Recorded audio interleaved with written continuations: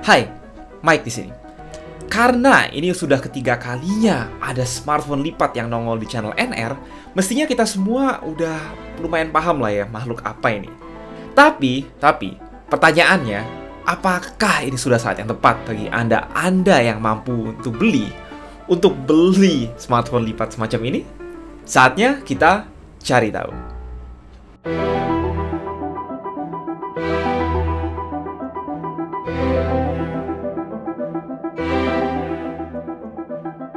Baik, jujur gue sendiri rasanya belum berani beli HP sekeren dan semahal ini. Sebelumnya memang sudah pernah coba Galaxy Fold dan Galaxy Z Flip, tapi ya itu cuma nyicip saat event launching. Inilah pertama kali gue bawa pulang HP lipat yang dipinjemin oleh Samsung untuk dipakai selama hampir seminggu. Di video ini kita mungkin gak bahas spek dan teknis terlalu dalam, dan lebih ke pengalaman pribadi seorang user normal seperti Anda yang nonton video ini, dan bukan seseorang sekaya Hotman Paris yang mampu beli HP ini seolah beli kacang goreng. Good, langsung aja kita bahas tentang si Z Fold 2. Walau ini udah perangkat generasi kedua yang kelihatannya sudah banyak dapat improvement, teknologi smartphone layar lipat tetap masih seumur jagung. Sehingga siapapun yang beli HP ini masih bisa dihitung early adopter.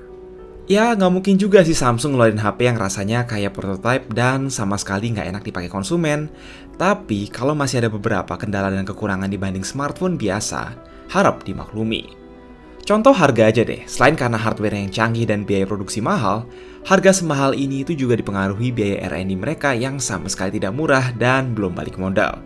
Para early adopter inilah yang jatuhnya bayar pajak barang mewah. Dibanding Fold tahun lalu, actually kita dapat kelengkapan lebih sedikit untuk harga yang sama. Contoh, udah nggak dibundling Galaxy Buds dan nggak disertai casing bawaan. Nggak berhenti di situ, dulu Fold 1 dijual dengan storage 512GB di Indonesia. Sekarang, kita cuma dapat opsi 256GB non-expandable. Padahal, awalnya kita berharap di generasi kedua ini, konsumen bisa dapat lebih dengan harga yang lebih murah. Mestinya saat ini kita udah tahu wujud sebuah Galaxy Fold, yaitu sebuah smartphone lipat yang sumbu engselnya terbuka horizontal, mirip Nokia Communicator milik papa kalian belasan tahun lalu. Hanya saja mekanisme di dalamnya ini jauh lebih kompleks. Untungnya, walau ini sama sekali nggak ringan sebagai smartphone, sejauh ini gue nggak punya masalah serius untuk ngantongin HP setebal ini. Seluruh frame terbuat dari metal, rasanya serba solid dan premium di varian warna Mystic Bronze yang kami terima. Gue juga suka sama finishing matte kaca belakangnya, setipe sama Galaxy Note 20 Ultra yang anti sidik jari. Nah, perubahan yang paling penting di sini menurut gue ialah cover screen dari ujung atas sampai ujung bawah yang membuatnya sangat usable sebagai HP biasa, plus enak dipakai ngetik satu tangan. Nggak perlu lagi dikit-dikit buka layar utama untuk hal-hal kecil macam buka sosmed, buka kamera, atau balas chat.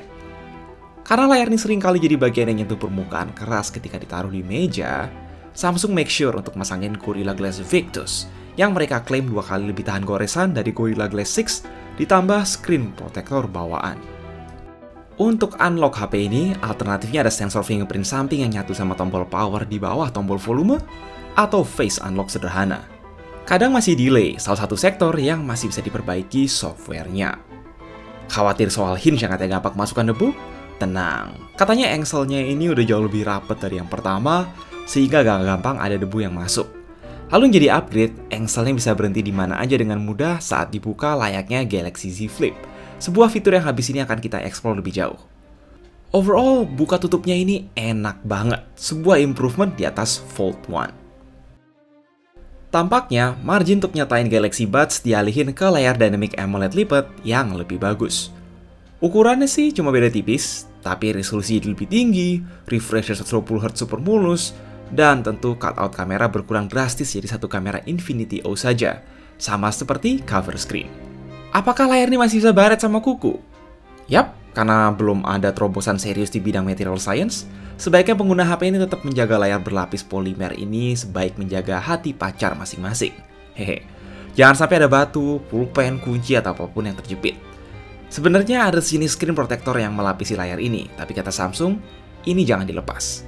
Soal lipatan sendiri, mungkin ini dianggap ganggu bagi banyak orang yang belum pernah coba HP lipat. Namun untuk gue pribadi ini fine, toh kalau dilihat dari depan ini hampir nggak kelihatan, dan gue nggak merasa ini sesuatu yang ganggu pemandangan selama dipakai normal.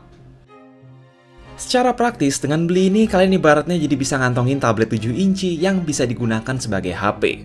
Mau itu baca berita, lihat peta, lihat galeri, dan sebagainya jauh lebih nyaman daripada HP manapun yang muat masuk kantong celana. Kemungkinan multitasking yang bisa dilakukan di sebuah tablet Samsung akan kalian dapetin di HP unik semacam ini. Untuk nonton video, sekilas rasanya nggak jauh lebih gede dibanding let's say pakai Galaxy Note, tapi serunya kalian jadi bisa baca komen sambil nonton video tanpa mengganggu luas layar yang nampilin videonya. Multitasking lebih dari 2 aplikasi sekaligus, rasanya juga jadi masuk akal meski nggak sebesar layar tablet sejati. Sebagian besar aplikasi kompatibel untuk transisi antara cover screen dan layar utama. Bahkan beberapa game kayak Arknights pun bisa punya scaling yang sangat responsif. Performa jelas kenceng lah ya, karena ini pakai Snapdragon 865 Plus, sekalipun yang versi Indonesia. Genshin Impact ratakan 60 FPS bisa dilibas jika kalian rela merasakan panas. Walau begitu, tampaknya jelas bodoh kalau kalian berniat beli HP ini untuk nge-game. Pertama, rasio layar kotak ini bukan rasio yang optimal untuk mainin sebagian besar game dengan nyaman. Ditambah lagi ya tadi, nggak lucu kan kalau mainnya lagi gemes terus layarnya baret-baret gara-gara kuku. Layar kaca di luar pun nggak banyak membantu untuk game, karena siapa gitu yang mau main game pakai layar 25:9. Saat kalian naruh HP ini di atas meja, pasti langsung notice bahwa ada jendolan kamera yang gede di belakang. Hampir sebesar jendolan di Note 20 Ultra. Apakah dia pakai modul-modul kamera yang sama? Actually tidak. Sensor 12 MP utamanya sama dengan Galaxy S20, ditemenin lensa ultrawide 12 MP dan telefoto 2 kali zoom 12 MP juga. Tapi di sini kayaknya kita nggak perlu bahas lebih dalam kualitas gambarnya.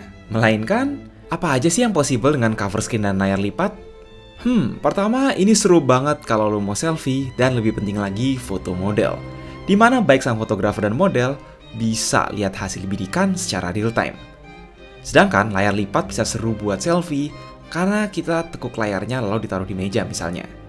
Basically, kalau cuma ngincar kualitas kamera, ada banyak sekali pilihan smartphone di luar sana, tapi cukup tahu aja ada beberapa experience yang hanya bisa didapat dari form factor HP lipat. Apalagi ya, baterainya surprisingly lumayan bagus. Kami emang nggak ngetes HP ini pakai SIM card karena sampel ini nggak dapat whitelist IMEI, tetapi saat kami review, baterainya kuat dari malam sebelumnya sampai malam berikutnya setelah dipakai browsing, Facebookan, motret-motret, sampai main game sebentar. Rasanya irit-irit aja normal, karena dulu pakai Galaxy Note 10, nggak pakai SIM card juga kira-kira kuat seharian penggunaan lumayan intens. Dengan fast charger Samsung 25W bawaan Note 10 Plus, again, karena di sampel unit ini nggak dipinjemin charger bawaannya, butuh sekitar 1 jam 45 menit untuk ngecas dari 10% sampai 100%. Wireless charging dan support power share? Yes, itu juga ada. Samsung DeX itu juga support. Oh, terus speaker stereo di sini decent kok buat denger musik atau nonton video. Oke, saatnya kembali lagi ke pertanyaan, apakah udah saatnya beli HP lipat kalau mampu?